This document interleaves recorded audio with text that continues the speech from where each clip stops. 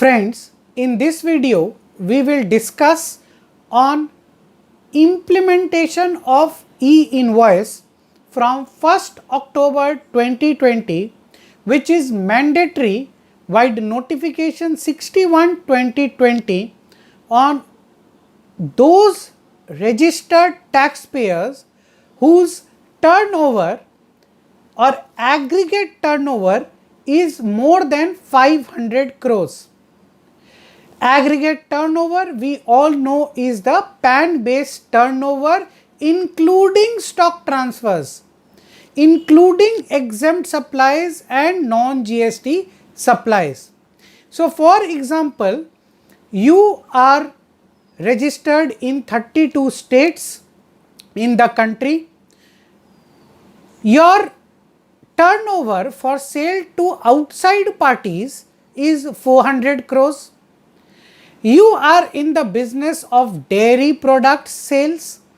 Your sale of milk is 500 crores, which is exempt, but your sale of other dairy products is 50 crores, which is taxable, and your stock transfer is 150 crores.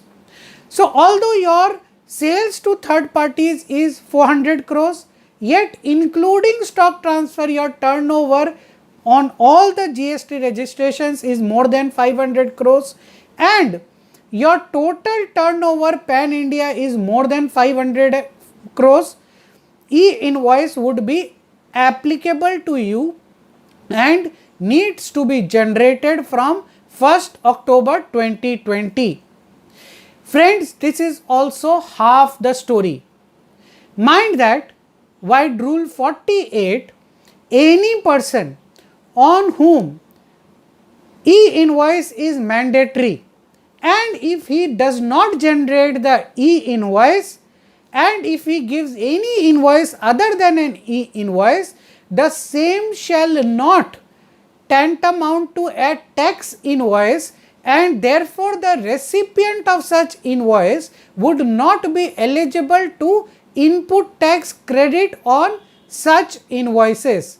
Therefore, for all companies even less than 500 crores aggregate turnover, for them also it is important to understand what is e-invoice and what are the prerequisites of e-invoice, because in case they get an invoice from a supplier which should have generated e-invoice but has not generated e-invoice, the input tax credit of such recipient would be denied also, and as it would not be a tax invoice under section 16 subsection 2, there would be a non-compliance with the ITC norms. So friends, it is very important therefore to all registered taxpayers to understand what is an e-invoice, and via this video we would try to decipher e-invoices, the e-invoice schema, how your user needs to be trained in e-invoice, how e-invoice schema needs to be studied, what are the various critical issues in e-invoice, how would a e-invoice number look like, how would a QR code look like, what are the prerequisites of a QR code, and all of these intricacies of e-invoice we would discuss in this video. Before starting, it is very important to understand that now the GST IT ecosystem consists of 3 portals which do not or which interact with each other to a very limited extent. First is the GST portal where you file your returns and do the reconciliations with the counterparty 2A. Second is the e-invoice portal, NIC portal, on which you do your e-invoice compliances, and now there would be a third portal called the IRP, Invoice Registration Portal, on which you would require to do your e-invoicing. It is very important to understand here that all these three need to be integrated by the industry in one place, so that all the data of these three portals can be interplayed with each other, right. Therefore, during assessments or in case a management requires a certain report which requires interaction of these three portals, the data would be available at ease with the taxpayer. For example, in case of assessment, the assessing officer would not require e-invoice details or e-invoice dump. What he would require is a reconciliation between e-invoice, your GSTR1 and the e-way bills generated. Friends, the GST ecosystem today does not provide these kind of big data analytical reports, and all of this would have to be done by an integrated ASP GSP solution, where various kinds of data would be stored of all these three portals, and various kind of reports and artificial intelligence tools would interplay and provide analysis and make the taxpayer scrutiny ready for GST authorities. So now let us understand the flow of data in e-invoice, which you see on your screen above. First is the seller's part. If you see the left hand side of this PPT, you would see seller, that block where seller is mentioned. Now this is the trade and industry, that is yourself. There would be no change at the seller or the ERP's end or the front end. The seller who is generating the data or who is punching in the data for the invoice would continue to punch such data in the ERP, say SAP or Microsoft Navision or One World System or Tally or Oracle. So the user keeps on punching the e-invoice details like counterparty GSTIN, counterparty name, counterparty address, billing details, shipping details, dispatch details, taxable value, taxes, item description, HSN code, etc., etc. For this, what is required is a detailed understanding of the schema as per notification 60/2020, which I would take you through in the later part of this video. It is important today for trade and industry to make the user trained, that is to make the person who is punching in the invoice data, he should be trained with do's and don'ts. For example, he should be trained that, gentlemen, your item description after e-invoicing should not be more than 100 characters. If it goes more than 100 characters, then there would be an error at the IRP level and there would be a pain to understand why this error is there. So we will discuss in detail how to study the e-invoice schema or the INV1 format, which is notified wide notification 60/2020. Mind that the schema is not an IT domain, it is a tax or a finance domain. The tax people have to understand in detail that schema so as to ensure seamless implementation of e-invoice. So once the user punches in this data, in invoice data in its ERP, then the JSON file is created by the ERP. It is sent to the IRP. IRP, there are 10 portals which are registered or notified wide notification 69/2019 e-invoice gst.gov.in 1 2 3 4 5 to 10. So this JSON file gets uploaded in the IRP. the IRP does three things. It digitally signs this entire JSON file. Now, what do you mean by digital signature? Digital signature does not mean there is a person who is signing over there. It means that the JSON file is encrypted by the IRC via signature, so that this JSON file cannot be tampered with, and if it is tampered with, then the JSON file becomes invalid and the e-invoice becomes invalid. Second, it would generate the IRN, a 64-digit invoice reference number. Mind that this is just a IRN reference number. It does not partake the nature of your invoice number. Your invoice number continues to be your ERP document number. IRN is in addition to this invoice number. Third, it generates a QR code, a hash function which you even see in your e-way bill. This QR code is made up of 8 informations. We would take you through what is this QR code. It is jumbled up, this 8 information, and it is jumbled up in the form of a quick response code. Now, this JSON file is pushed back to the ERP in a JSON format. The ERP reverse integrates this JSON into the ERP, and it shows the PDF version of the e-invoice with the IRN, with the QR code, and with the encrypted digital signature of the IRP. Now, you come to the third block, the GST system. Simultaneously with the generation of the e-invoice, the IRP also auto-populates this invoice data in your GSTR1 and generates your output tax liability immediately. So, now the commissionerate would know your output tax liability immediately. They do not have to wait for filing of the GSTR1. Now, the fourth part, the buyer's part.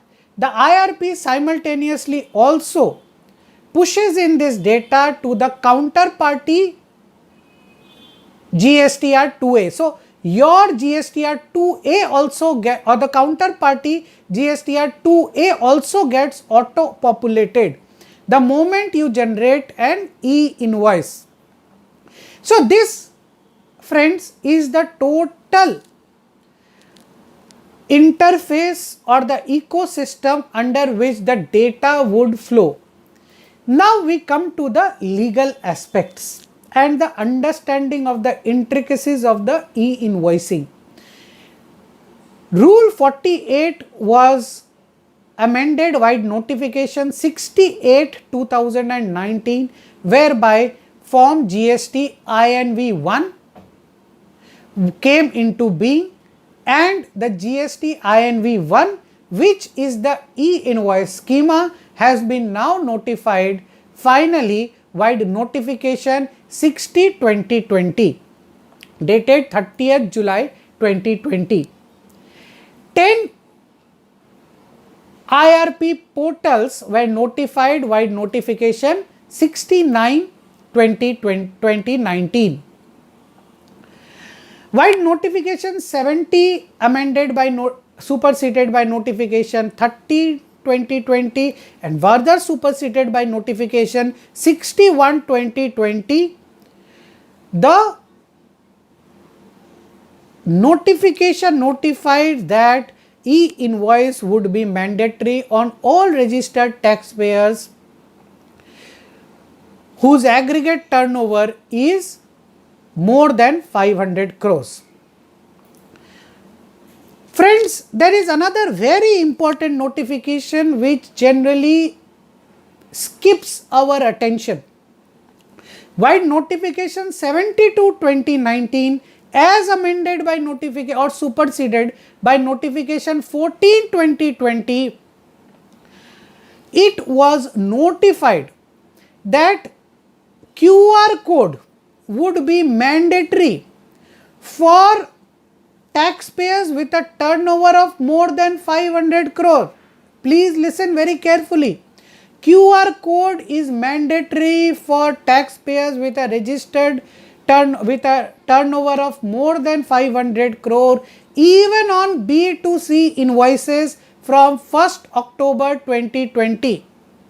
So, even though e-invoice would not be applicable for B2C invoices, yet your ERP or your GSP should be so implemented that from 1st October 2020, your B2C invoices also would display the QR code made up of 8 information which I would take you through. This is very important and generally is skipping the attention of trade and industry. Friends, now we will come on to the schema which I have been telling you time and again. Now, what is this schema? This schema is actually the details which would be put in your e-invoices, right? I would make you understand today how to read this schema, and while it would seem very complicated or an IT domain, yet for finance and tax professional to implement e-invoice seamlessly, it is very important for you to understand what is this schema. So, important first is to understand the cardinal functions. You see, there are 4 cardinal functions: permutations and combinations. First, the function starting with 0 is optional. Second, the function starting with 1 is mandatory. Third, the function ending with 1 cannot be repeated. And last, the function ending with n can be repeated as many times. So, if your cardinal function is 0.1, it means it is an optional field, but it cannot be repeated again. For example, your PO number, it may be optional, but it cannot be repeated in another e-invoice. If the function starts with 0 and ends with n, it means it is an optional field, but it can be repeated again and again. For example, an old invoice reference number, there can be various credit notes linked to that number. If the function, cardinal function in the table is 1.1, it means it is a mandatory field. For example, document number, which is your invoice number, it is a mandatory field and it cannot be repeated again in another invoice. And if it is 1.n, it means it is a mandatory field, but it can be repeated n number of times, which means maybe the old invoice number for the purpose of your credit notes. So, with this understanding, let us go to the first table of the e-invoice schema. You see on your screen table number 1. Table number 1, you see the cardinal function is 1.1, which means this table, which consists of 8 line items, the table itself is mandatory. You cannot skip this table. There are 4 forms, form A, B, C, D. You may choose any form for e-invoicing, but basic details are mandatory in all these forms. And 1.1, it means this cannot be repeated again. Basic details in one e-invoice cannot be repeated in another e-invoice. Basic details are specific to one invoice. Now you come to 1.0, right? It shows the version. Again, the cardinal function is 1.1, which means it is mandatory, cannot be repeated, right? It is the e-invoice schema. Next, 1.1 is the IRN. Again, the cardinal function is 1.1, which means it is mandatory and it cannot be repeated in another invoice. However, the supplier will not supply it. You see the header for basic details, the last column. It means the supplier will not supply, the IRP will supply this IR, and yet it is mandatory and cannot be repeated again. So, if you have any understanding gap, please refer to the last column, that is the basic details for the understanding. Now 1.2, supplier type code. Again the cardinal function is 1.1, means it is mandatory, cannot be repeated. What is supplier code? It means whether supply type code, it means you have to choose one out of the 7. Either it is a B2B invoice or B2C invoice, or it is export without payment, export with payment, SEZ with payment, SEZ without payment, or a deemed export transaction, right? Out of these 7 only you have to push the data into the IRP.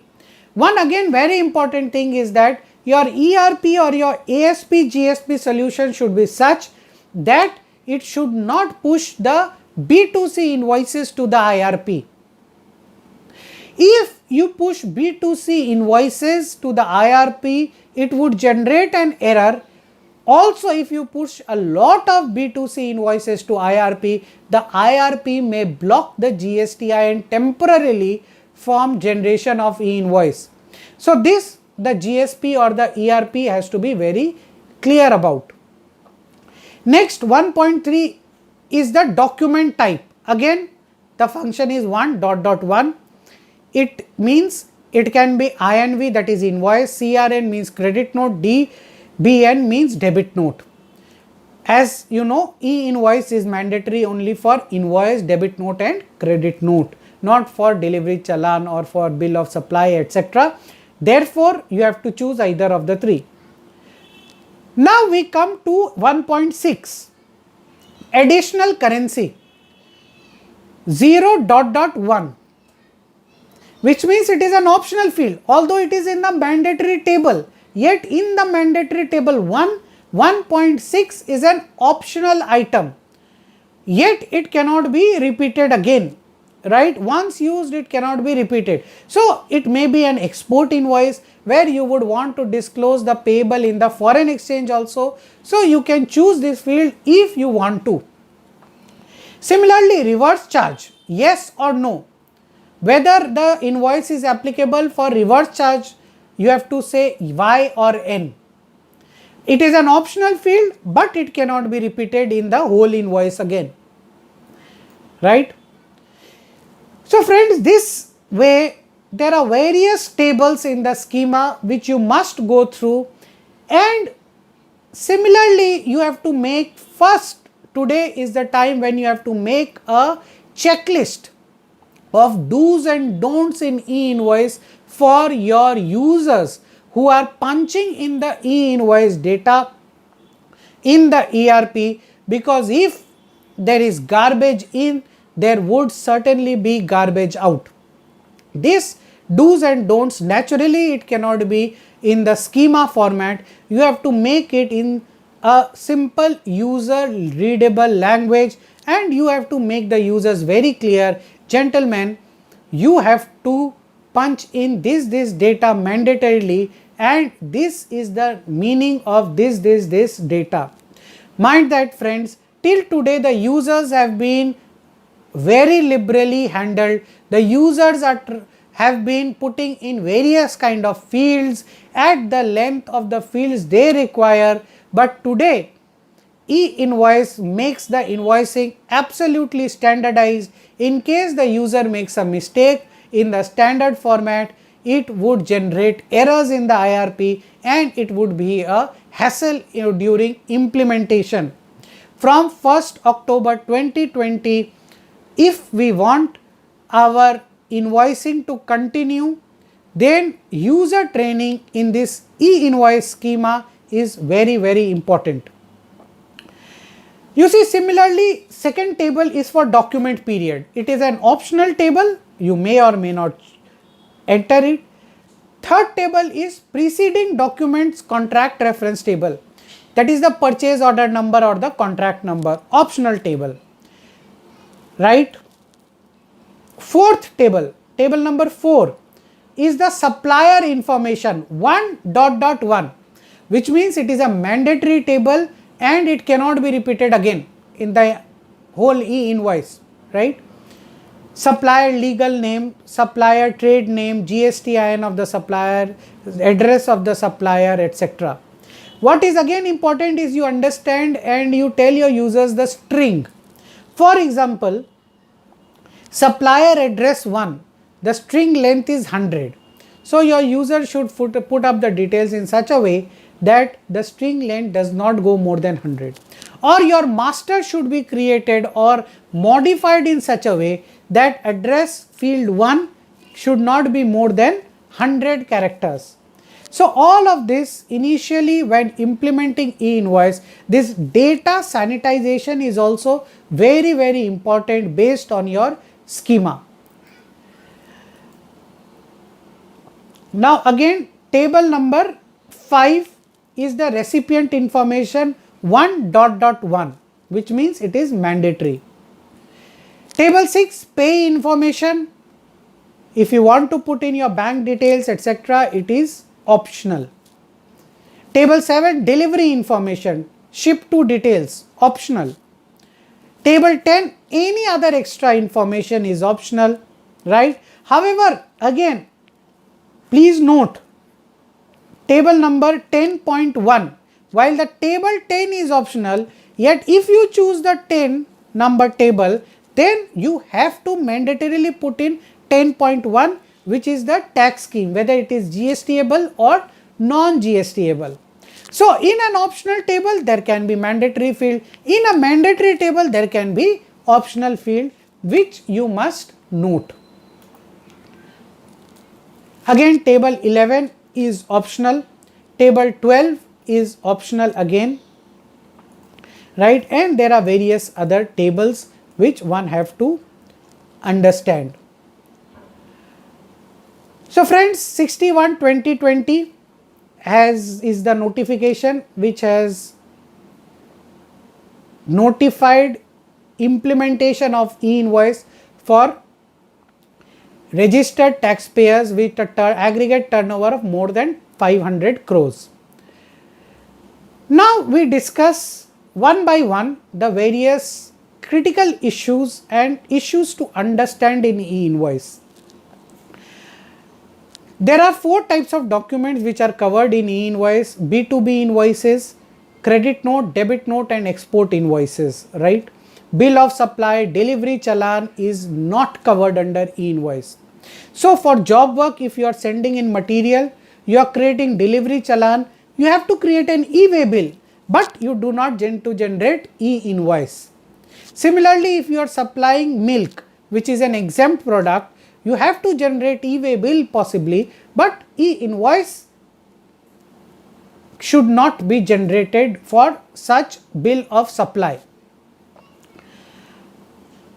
B2B invoices are presently covered under e-invoice, export invoices are also covered, B2C is not covered under e-invoicing as of now, and it is to be noted that B2C invoices should not be pushed into the IRP portal, else it would generate an error and may block the GSTIN.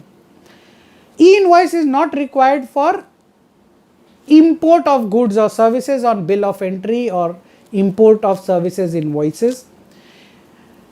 5 types of persons are exempt from e-invoice. Number 1 is SEZ taxpayers, SEZ located taxpayers, goods transport agents, the businesses which are in the business of transportation of passengers, insurance banking companies including non-banking financial institutions, suppliers of services of admission or exhibition to cinematographer films, that is PVR theatres, etc.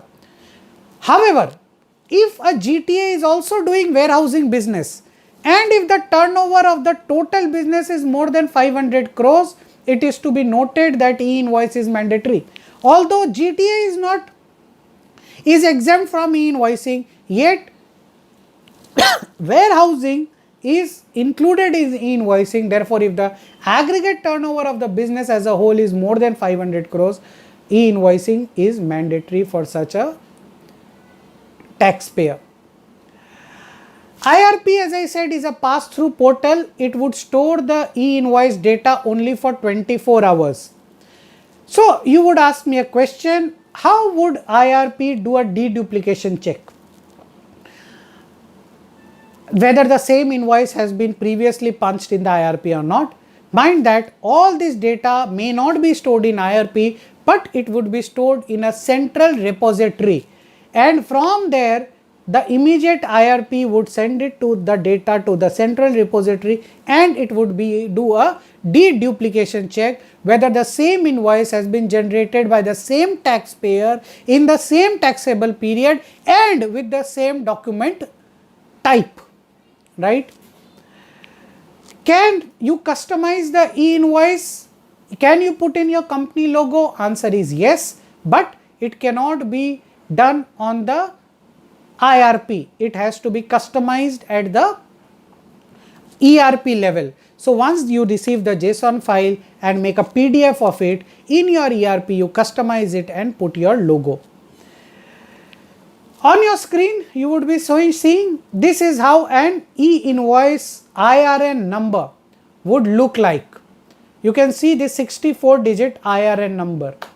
Now one taxpayer asked me a question that whether 2A reconciliation has to be done IRN versus IRN. As of now there is no such requirement, because to put in your IRN number in your purchase register to manually punch is impossible, and even if you scan the QR codes it would be a very tedious task. Therefore, as of now your 2A matching will be done on the basis of the invoice number and not on the basis of IRN number. In case there is an error, the IRP would throw an error, reject the e-invoice data, again it has to be modified and re-uploaded in the IRP. The invoice can be cancelled on the IRP only in 24 hours. If after 24 hours there is a requirement of cancellation of e-invoice, then it has to be cancelled only on the GST portal by making a credit note under section 34. QR code, as we have said, it is a hash function of 8 types of information. First, GSTIN of the supplier. Second, GSTIN of the recipient. Third, invoice number as given by the supplier, not the IRN. IRN is separate. Fourth, date of the e-invoice. Fifth, invoice value, that is the taxable and gross tax. Number of items. The number of items in an e-invoice, that is the number of line items, is restricted to 1000. So for example, your line items is 500, your QR code would have a figure 500. HSN code of the main item, that is the item with the highest taxable value, and last the unique IRN. So all of this would be hashed into one function and it would make up the QR code, right, which would look like this. You can see on your screens. It would be made up of 3 parts. You can see it is this QR code is separated by a red color dot. You see the red colors. So it would be in 3 parts, and if you decrypt this QR code, it would look like this on your screen, right? Can you partially cancel the e-invoice? Answer is no. If you have to cancel, you have to cancel the whole e-invoice at one go.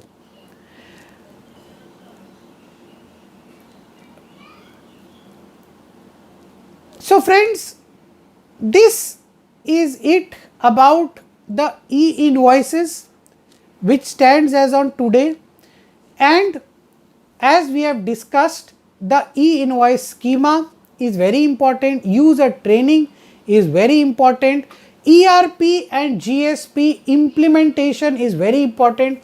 So if you are doing this with a GSP, your user punches in the data in his ERP, it flows to the GSP, GSP pushes it to the IRP, IRP pushes it back to the GSP after doing deduplication, signing it, QR code generation and IRN generation. Again the GSP pushes it and reverse integrates it with the ERP portal. All of this would take hardly 8 to 10 seconds to happen, and therefore at the user end, to ensure that there is a seamless transition, the finance and tax departments have to make sure that the users are trained and the integration between the ERP and the GSP is seamlessly done by integrating the JSON files between the ERP and the GSP. For any further issues, queries, please do let us know. The connect details are provided in the PPT appended to this. We would be ready to help out in case of any issues. More videos would be coming in on this advanced course under GST. As I said, this is just an intermediate video because of the criticality of implementation of e-invoice for trade and industry on 1st October 2020. Thank you very much.